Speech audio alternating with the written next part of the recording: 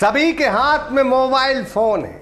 इसमें social media के जरिए अलग अलग साइट पर लोग चैट करते हैं। लेकिन आज हम मोबाइल के उस खेल के बारे में आपको बता रहे हैं जहां फर्जी यानी फेक आईडी के माध्यम से ऐसा मजाक होता है कि देश में ऐसी वारदात सनसनी फैला देती है।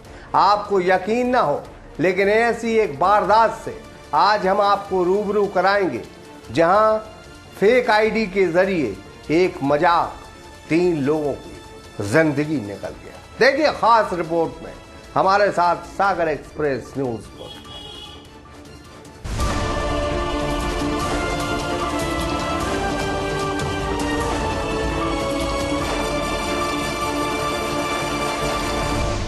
एक कहानी मजाक से शुरू होती और एक खौफनाक घटना के बाद खत्म हो जाती है।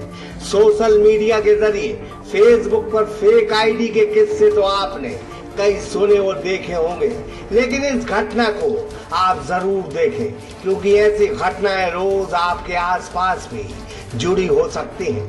तारीख 6 जनवरी को एक जंगल में जहां रबर की खेती होती है, उस जंगल में एक आवाज आती है। आवाज एक मासूम बच्चे की थी जो दर्द से चीख रहा था। कुछ लोग उस आवाज के पीछे दौड़ते हैं और फिर देखते हैं कि झाड़ियों के बीच एक नवजात डला है।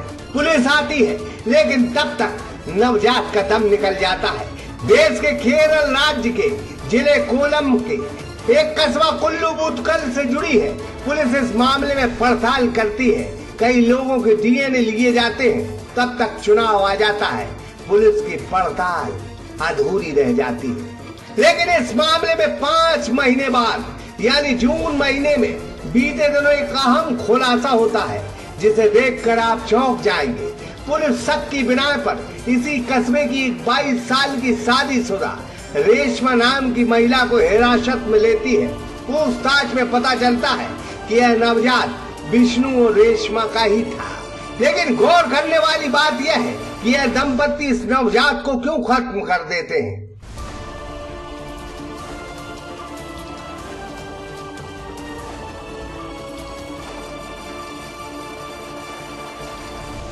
तो यहाँ एक और चौंकाने वाली बात सामने आती है। पुलिस ने जब रेशमा से पूछताछ की तो पता चला कि रेशमा ने एक बच्चे को जन्म दिया था। यह उसके पति विष्णु को मालूम ही नहीं था। पुलिस जब रेशमा से सख्ती से पूछताछ करती है तो रेशमा के बयान सुनकर पुलिस सख्ते में आ जाती है। असल में फेसबुक पर रेशमा की आनंद नाम के लड़के से दोस्ती हुई थी। दोनों में रात दिन चैट होते थे। दोनों शादी करना चाहते थे। रेशमा गर्भवती थी। यह बात उसके पति और ससुराल वालों से उसने छिपाई थी, लेकिन अपने प्रेमी को यह बात बताई थी। उनके प्रेम में यह नवजात बीच में आड़े आ रहा था।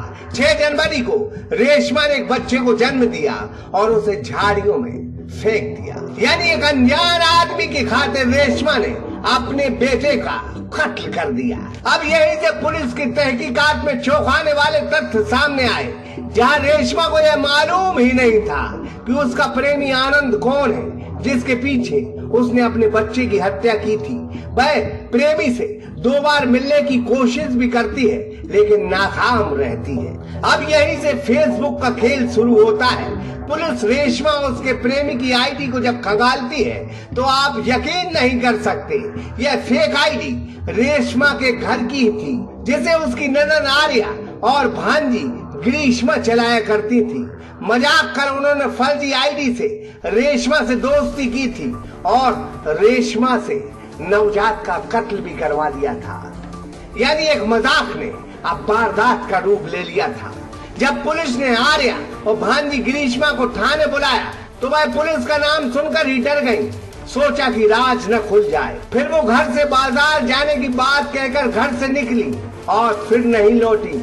नदी में कूद गई, जहां बीते दिनों पुलिस को उनकी लाश मिली है। यह खेल एक मजाक से शुरू हुआ और 3 लोगों की जिंदगी छीन गया। बहरहाल आपको कहानी सुनाने का मतलब सिर्फ इतना था कि फेसबुक जैसे अनजान दोस्तों के पीछे अपनों के साथ धोखा न करें, नहीं तो रेशमा जैसा हाल आपका भी हो सकता है। न रेशमा को प्रेमी मिला, न उसको बच्चा मिला, और पति से भी वह दूर हो गई और अब सलाखों के पीछे। कभी कभी मजाक करना भी भारी पड़ सकता है, जो आर्या और ग्रीष्मा की जिंदगी ही ले गया। मजाक तमाम करें, लेकिन मजाक का एक दायरा होना चाहिए। जब मजाक दायरे से बाहर निकलता है तो फिर एक बार रात होती है। आदर्श दुबे के साथ वसीम कुरैशी, सागर एक्सप्रेस न्यूज।